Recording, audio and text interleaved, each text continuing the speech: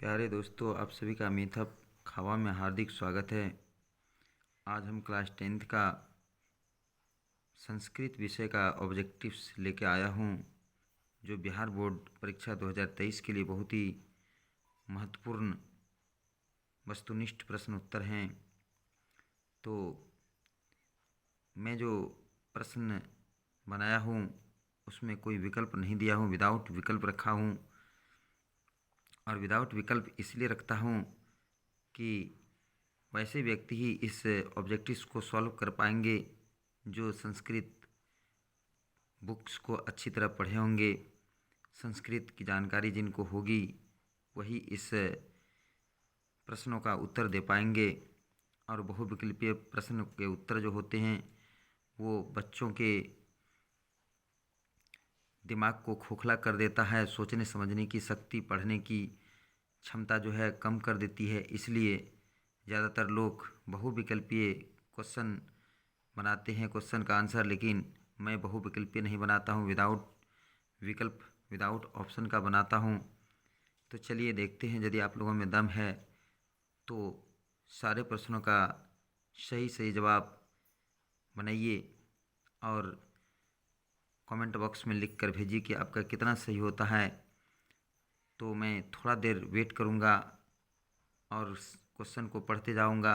Question को रोक रोक के आप सारे प्रश्नों का जवाब वीडियो को रोक रोक कर लिखते जाएंगे और सही प्रश्नों का आंसर कमेंट बॉक्स में अवश्य भेजिएगा, मेरा इंतज़ार रहेगा। तो सबसे पहला क्वेश्चन है, पाटलिपुत्र किस नदी के किनारे स्थित है? दूसरा प्रश्न है, पथिक कहाँ फंस गया? तीसरा क्वेश्चन है, दानवीर कौन था? चौथा क्वेश्चन है, देवव्रत की प्रतिज्ञा थी? पांचवा क्वेश्चन है, देवव्रत किसका पुत्र था? छठा नंबर क्वेश्चन है, किस देश में देवता लोग बार बार जन्म लेते हैं?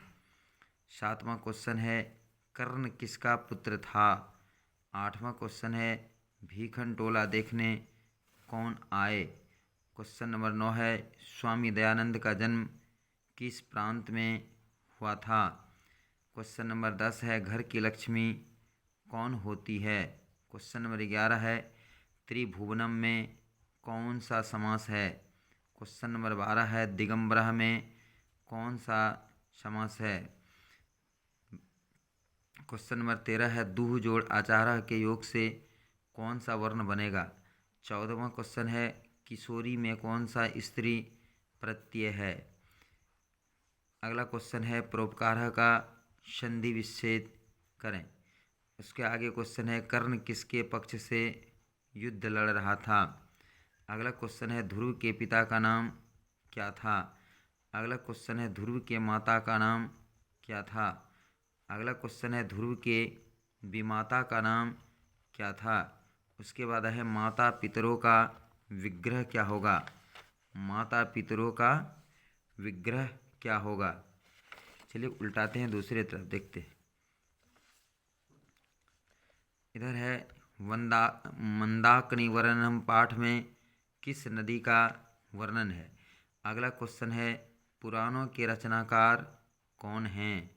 अगला क्वेश्चन है, विदुर कौन थे? अगला क्वेश्चन है, नरक के कितने द्वार कहे गए हैं? अगला क्वेश्चन है, धर्म की रक्षा किससे होती है? अगला क्वेश्चन है, रघुवंश के किस सर्ग में मंदाकिनी का वर्णन है? अगला क्वेश्चन है, बाघ के हाथ में क्या था? अगला क्वेश्चन है, क्रिया के बिना क्या भार स्वरूप है? अगला क्वेश्चन है, सांख्य दर्शन के प्रवर्तक कौन हैं?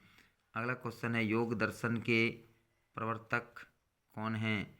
अगला क्वेश्चन है, पाणिनि की कौन सी रचना प्रसिद्ध है? अगला क्वेश्चन है, मंगलम पाठ में कितने मंत्र हैं? अगला क्वेश्चन है, स्वामी दयानंद के बचपन का नाम क्या था? अगला क्वेश्चन है, गोलघर कहाँ है? अगला क्वेश्चन है, पटना के उत्तर दिशा में कौन नदी बहती है? अगला क्वेश्चन है, यूनान का राजदूत कौन था? अगला क्वेश्चन है, एशिया का सबसे बड़ा पुल किस नदी पर है? अगला क्वेश्चन है, संसार में बच्चों का सच्चा रक्षक कौन होता है? अगला क्वेश्चन है जन्म पूर्व कितने संस्कार होते हैं। अगला क्वेश्चन है छात्रों के लिए सबसे बड़ी तपस्या क्या है। अगला क्वेश्चन है इंद्र शब्द का स्त्रीलिंग रूप क्या है। अगला क्वेश्चन है श्रीमान शब्द का स्त्रीलिंग रूप क्या है। अगला क्वेश्चन है संघारा में कौन उपसर्ग है।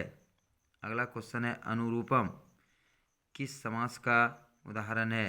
अगला क्वेश्चन है और ये अंतिम क्वेश्चन है मूर्खा में कौन सा स्त्री प्रत्यय है। तो चलिए आप एक बार क्वेश्चन को सुन लिए। अब जो है अब सारे क्वेश्चनों का आंसर जो है वीडियो को रोक रोक कर दें। हम पढ़ के भी सुना दिए और वीडियो में देखकर भी आप क्वेश्चनों का आंसर लिखेंगे। ठीक है, तो अब हम इन सभी प्रश्नों का एक एक प्रश्नों का जवाब में लिखते जाता हूँ। तो देखिए पहला क्वेश्चन है पाटलिपुत्र किस नदी के किनारे स्थित है। तो इसका सही जवाब होगा गंगा नदी। गंगा नदी, गंगा नदी दिखाई दे रहा है, गंगा नदी। अगला क्वेश्चन है पथिक कहाँ फंस गया। इसका आंसर होगा पथिक कहाँ फंस गया। तो इसका सही जवाब होगा कीचड़ में। कहाँ फंसा था पथिक, तो इसका सही जवाब होगा कीचड़ में। दानवीर कौन था, इसका सही जवाब होगा कर्ण। दानवीर कौन था, कर्ण। देवव्रत की प्रतिज्ञा क्या थी। जन्म भर यानी जन्म भर विवाह न करना, विवाह न करना। ठीक है, अगला क्वेश्चन है देवव्रत किसका पुत्र था। इसका सही जवाब होगा कुंती। किसका पुत्र था, तो कुंती का पुत्र था। ठीक है, अगला क्वेश्चन है किस देश में देवता लोग बार बार जन्म लेते हैं। ये कौन सा देश है, तो भारत। कौन सा देश है, भारत देश है। कर्ण, देखिए यहाँ पर एक क्वेश्चन का गलत जवाब आ गया। देवव्रत किसका पुत्र था, ये शांतनु राजा का था। यहाँ पर कुंती नहीं होगा, शांतनु किसका पुत्र था, शांतनु का था। कर्ण किसका पुत्र था, इसका सही जवाब होगा कुंती। इसका सही जवाब क्या होगा, कुंती का पुत्र था।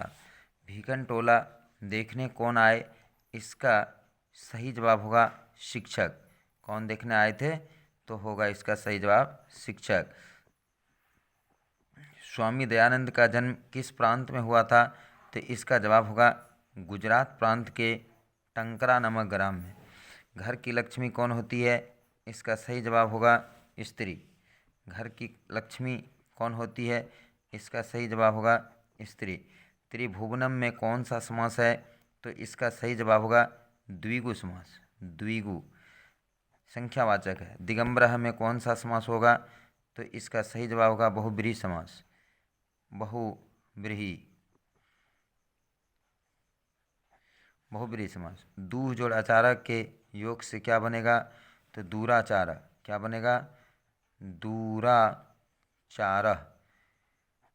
अब देखिए किशोरी में कौन सा स्त्री प्रत्यय है, तो इसका सही जवाब होगा ये निप प्रत्यय। परोपकारः का संधि विच्छेद क्या होगा, पर जोड़ उपकारः। क्या होगा, पर जोड़ उपकारः। पर जोड़ उपकारः, तो क्या होगा परोपकारः। पर जोड़ उपकारः, तो क्या बनेगा परोपकारः। अब देखिए अगला क्वेश्चन है कर्ण किसके पक्ष से युद्ध लड़ रहा था, तो इसका सही जवाब होगा कौरव। पांडव और कौरव, तो ये किसके पक्ष से युद्ध लड़ रहा था, कौरव। ध्रुव के पिता का नाम क्या था, तो इसका सही जवाब होगा उत्तानपाद। क्या नाम था, उत्तानपाद। अब है अगला क्वेश्चन है ध्रुव के माता का नाम क्या था, इसका सही जवाब होगा सुनीति। इसका सही जवाब क्या होगा, सुनीति। ध्रुव की विमाता का नाम क्या था, तो इसका सही जवाब होगा सुरुचि। सुरुचि, सुनीति और सुरुचि। उत्तानपाद की दो रानियां थी, एक का नाम सुनीति, दूसरे का नाम सुरुचि। माता पितरों का विग्रह क्या होगा, माता चः पितरो, माता चः पितरो चः। ठीक है, ये द्वंद्व समास है, तो इसका विग्रह होगा माता चः पितरो चः। अब देखिए अगला क्वेश्चन है, मंदाकिनी वर्णम पाठ में किस नदी का वर्णन है? तो इसका सही जवाब होगा गंगा नदी। कौन सा नदी है? गंगा नदी। पुराणों के रचनाकार कौन हैं? तो इसका सही जवाब होगा वेद व्यास। क्या होगा? वेद व्यास। विदुर कौन थे? तो इसका सही जवाब होगा मंत्री, हस्तिनापुर के मंत्री थे। नरक के कितने द्वार होते हैं? इसका सही जवाब होगा 3 द्वार होते हैं। धर्म की रक्षा किससे होती है? इसका सही जवाब होगा सत्य से। रघुवंश के किस सर्ग में मंदाकिनी नदी का वर्णन है? तो इसका सही जवाब होगा 13वें सर्ग। 13वें सर्ग में मंदाकिनी नदी का वर्णन है। अगला क्वेश्चन है, बाघ के हाथ में क्या था? तो इसका सही जवाब होगा सोने का कंगन। सोने का कंगन। सोने का कंगन। अब देखिए अगला क्वेश्चन है, क्रिया के बिना क्या भार स्वरूप है? तो ज्ञान। क्रिया के बिना क्या भार स्वरूप है? तो ज्ञान होगा। सांख्य दर्शन के प्रवर्तक कौन थे? तो इसका सही जवाब होगा कपिल। कौन थे? कपिल। योग दर्शन के प्रवर्तक कौन थे? इसका सही जवाब होगा पतंजलि। अब देखिए अगला क्वेश्चन है, पाणिनि की कौन सी रचना प्रसिद्ध है? तो इसका सही जवाब होगा व्याकरण। अब है अगला क्वेश्चन, मंगलम पाठ में कितने मंत्र हैं? तो इसका सही जवाब होगा 5। स्वामी दयानंद के बचपन का नाम क्या था? तो इसका सही जवाब होगा मूल शंकर। क्या नाम था? मूल शंकर। गोल घर कहाँ है? तो इसका सही जवाब होगा पटना।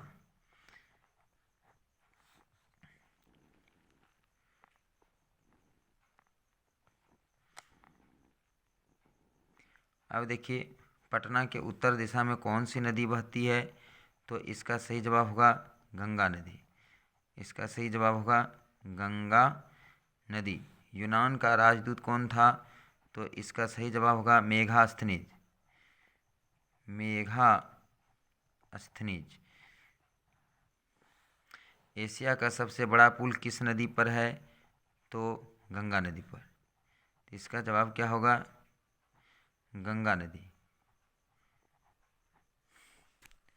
गांधी सेतु के नाम से जो जाना जाता है गंगा नदी, पटना में जो है वही होगा। संसार में बच्चों का सबसे सच्चा रक्षक कौन होता है? तो इसका सही जवाब होगा माँ या माता। जन्म पूर्व कितने संस्कार होते हैं? तो इसका सही जवाब होगा 3 या तो त्रयः। कभी कभी ऑप्शन में त्रयः भी लिखा रहता है। छात्रों के लिए सबसे बड़ी तपस्या क्या है? अध्ययन करना। अध्ययन करना। इंद्र शब्द का स्त्रीलिंग रूप क्या होता है? तो इंद्राणी। इंद्राणी। यहाँ पर आप ध्यान दीजिएगा, यहाँ पर ऑप्शन जो है इंद्राणी, 9 में हर्षिकार भी रहता है, तो नहीं, वो नहीं होगा सही। 9 में दीर्घिकार होना चाहिए। श्रीमान शब्द का स्त्रीलिंग क्या होगा? तो श्रीमती। यहाँ पर ऑप्शन को ध्यानपूर्वक देख के ही आप चुनिएगा। श्रीमती। संघारा में कौन सा उपसर्ग है? सम। सम जोड़हारा समहारा होता है। अनुरूपम में किस समास का उदाहरण है? तो अव्ययी भाव। अव्ययी भाव समास है। मूर्खा में कौन सा स्त्री प्रत्यय है? तो इसका सही होगा टाप।